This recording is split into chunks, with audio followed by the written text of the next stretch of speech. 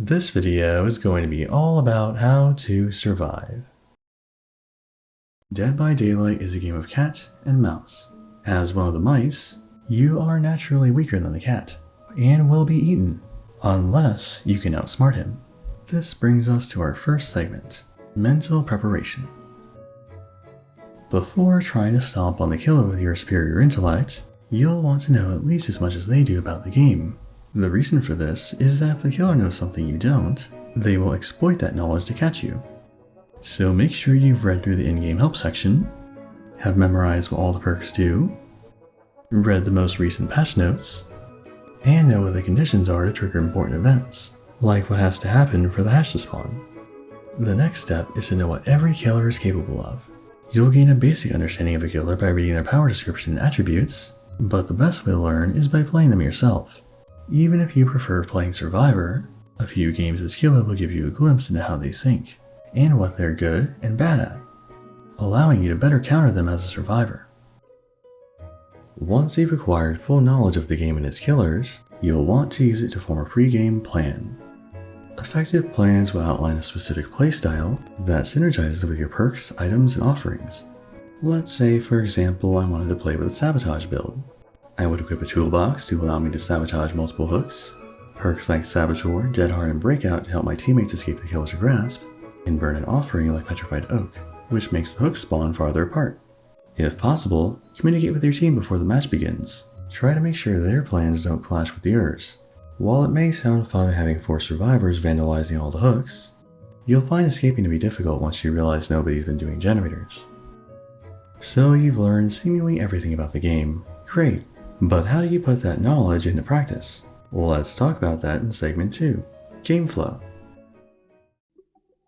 When the match begins, you'll want to start by taking note of areas and objects of interest.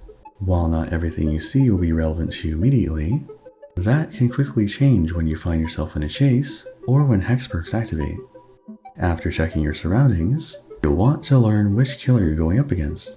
Sometimes you can discover this quickly by listening for audio cues or watching the status of your allies. But you'll want to find out who it is both so you can avoid surprise attacks and so you can adjust your playstyle for that particular killer. Now let's talk about your main objective, completing generators. Generally speaking, if you're not being chased, fixing these is what you should be doing.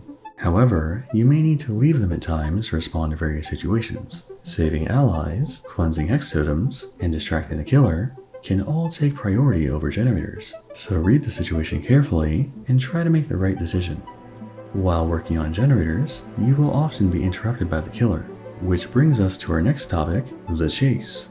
Being able to run the killer around for a while is vital for buying your team enough time to get gens done. In order to distract the killer effectively, there are 6 major mechanics you'll need to know about. Let's begin with pallets. You can throw down a pallet to force the killer to break it, or try to go around it to reach you.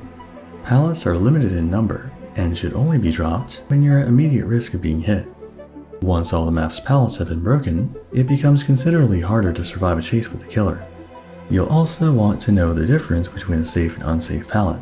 A safe pallet is one that, when dropped, makes it impossible for the killer to catch you without breaking it. An unsafe pallet is one that the killer can ignore due to how short the distance is between both sides of the pallet. If you know a pallet is unsafe, consider dropping it early to prevent getting trapped by it.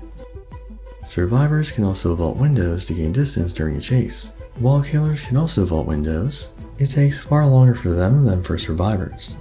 A window can be vaulted up to 3 times per chase before it gets blocked for the survivor, at which point they'll need to look for a new pallet or window to continue looping the killer. Unlike pallets which are consumed upon use, windows remain in the trial regardless of how many times you vault them, so prioritize window vaults over pallet drops whenever possible. Keep in mind that both fast vaulting a window and dropping a pallet will create notifications for the killer, so unless you're trying to get their attention, leave pallets alone and slow vault through windows unless you're being chased. Lockers are another mechanic that can help you evade the killer, but these are best used outside of chases, as trying to enter a locker during a chase can result in you getting grabbed or injured. However, perks like Quick and Quiet, Dance With Me, and Head On can turn lockers into viable chase tools. An important note about lockers is that they will hide your aura, silence your screams, and muffle your grunts of pain while injured. making them great ways to stay hidden when you're vulnerable. You should be careful when attempting to hide shortly after running, however. While survivors can't see them without the perk fixated, they leave behind scratch marks that are visible to the killer. This trail will spawn anytime you're running, but fades over a period of 10 seconds. You can avoid leaving scratch marks by walking, but this will make getting around the map more time-consuming. During a chase, scratch marks come into play anytime the killer loses line of sight on you. You can use them to your advantage by leaving a trail in one direction, then walking in a different direction. Fooling the killer like this becomes more difficult if you're injured, as your blood and grunts of pain will give away your true position. There are perks like Iron Will and Lucky Break that remove these penalties, but if you aren't using them, don't rely on stealth during your chase. On some maps, you'll encounter boarded up doorways known as breakable wall. These can be destroyed by the killer to gain access to new areas, or to weaken powerful loops. Depending on the situation, a broken wall can be helpful or harmful to survivors. You'll want to analyze the map layout near a broken wall to determine how it will impact a chase in that area. And the final major elements of a chase are exhaustion perks. These can single-handedly discourage the killer from chasing you, as they offer powerful benefits such as increasing your movement speed or giving you the ability to dodge an attack. You'll want to position yourself properly to make use of your particular exhaustion perk, as they all have unique conditions to activate them. For example, if your perk is Balanced Landing, consider focusing on generators next to hills or inside buildings. This way you can activate it by dropping from the upper floor. So that wraps up our discussion about the chase. Now let's return to game flow and talk about the dangers of hooks. Does this look dangerous? Getting hooked is usually considered a bad thing, as it temporarily removes a survivor from the game and brings them one step closer to death. But it can also be seen as a window of opportunity for you and your team. Hooking a player usually requires about 10 seconds from the killer, which is often enough time to cleanse a totem, finish a generator, or heal up. If you're not the one being hooked, consider how that time would best be spent. If you are the one getting hooked, you don't need to feel too bad if you manage to run the killer for a while. Someone has to keep the killer's attention so the rest of the team can get gens done, and sometimes that person is going to be you. If you went down quickly during your chase, think about why it happened so you're better prepared next time. Maybe the killer had a perk you didn't know about, or maybe you panicked and threw a pallet down on the wrong side. Whatever it was, you'll learn more from the experience by treating it as a lesson rather than a personal attack. And for the last part of this guide, we'll talk about the endgame. The endgame phase of a match is usually considered to be the period when all the generators have been completed, or when only one survivor remains in the trial. During this time, survivors will be scrambling to open the exit gates, or escape through the hatch if it's available. Opening the gates can be more or less challenging depending on the killer you're facing. A trapper, for example, can make it nearly impossible for a survivor to escape by trapping the switch, while a Leatherface will have to manually patrol each gate. This phase of the match is particularly tense because the killer has no generators to guard anymore. This means that if a survivor gets caught, the killer won't have any reason to leave the hook, which makes rescues more difficult. But if you have a teammate to back you up, you can pull off saves that would otherwise be impossible. A common dilemma for survivors is whether or not they should open the gates. The reasoning for keeping the gates closed is that it gives your team more time before the collapse triggers, which forces survivors to escape before the timer expires. However, keeping the gates closed is risky, as survivors running towards the gate will need to interact with the switch to finish opening it, which can be just enough time for the killer to land a final blow. So, should you open the gate immediately? Well, the answer is, it depends. There's quite a few variables such as the killer you're facing, the perks they're using, whether the killer is camping, how many survivors are remaining, and how close your hooked teammate is to the exit. You'll want to weigh all these factors, and then make what seems like the right decision to you. Sometimes that decision may even be to escape immediately, because the situation is just too risky. And while you might get flamed by your team for doing that, it's better than failing a rescue attempt and handing your enemy a kill they didn't deserve. So you put everything we've talked about into practice. That's great, but you still have questions. Well, before wrapping up the video, let's tackle a few questions that I think are commonly asked by survivors. Number 1. If the killer is approaching, should you run or hide? Generally, if you can hide from the killer, you should. But don't be afraid to start running either.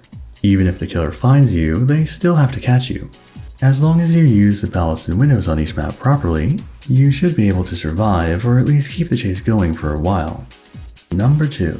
What's the best item for surviving? Overall, I'd say go with a medkit if you want the best chance of survival. The reason for this is not only for the ability to heal yourself, but for how consistently you can get value from it. Other items like flashlights and maps only contribute to your survival when the killer behaves a certain way, or when they use certain perks. But medkits are almost guaranteed to bring value every match because of how often players get injured. Additionally, the time a medkit will save your team should not be underestimated. For instance, having an ally heal you will take 16 seconds from both players, or 32 seconds total. Healing yourself with a medkit, however, while still requiring 16 seconds, will only take that time from you, so your team can work on repairing generators while you repair yourself. Number 3. What are the best perks for surviving? Well, if you play DBD for a fair amount of time, you probably have an idea what the meta perks are. Sprint Burst, Adrenaline, Decisive Strike, Unbreakable, Spine Chill, and so on are all strong picks. But any perk can help you survive as long as you combine it with a proper build and playstyle. If you want to evaluate how strong a perk is yourself, you can ask questions like, how often will this perk come into play? How useful is this perk's effect? And how hard is it to activate this perk? Number 4. Who's the best survivor? All survivors have access to the same abilities, so there is no best survivor in that regard. But some survivors are better at hiding than others, due to their smaller character models, or darker clothes or skin. This is why my survivor of choice is Claudette, by the way. And one last question. What's the best survivor map? Well, there are quite a few maps that are survivor favored. Some off the top of my head include Golden Farm, Haddonfield, Yamauka Estate, and Red Forest. If you want to evaluate map balance yourself, think about factors like map size, visibility, palette and window layout, and generator spawn locations. Once you know which maps are survivor favored, you can burn offerings for them to improve your chances of winning. So that's it for this guide on how to survive in Dead by Daylight. Thanks for watching. If you found this video helpful, make sure to subscribe for future content.